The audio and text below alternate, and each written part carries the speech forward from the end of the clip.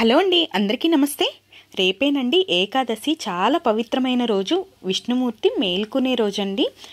ఏకాదశి శుక్లపక్షంలో వచ్చే ఏకాదశిని ఉద్దాన ఏకాదశి, ప్రబోధిని ఏకాదశి అంటారు.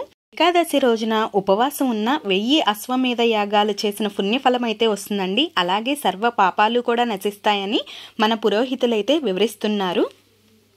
హరిహరులిద్దరు అనుగ్రహం పొందడానికి చాలా విశేషమైన రోజండి. ఎవరైతే స్వామివారి అనుగ్రహం పొందాలనుకుంటారో గుడికి వెళ్ళి స్వామివారి దర్శనం చేసుకోండి. తప్పకుండా స్వామివారికి తులసీ దళాలు, తామర పువ్వులు సమర్పించండి.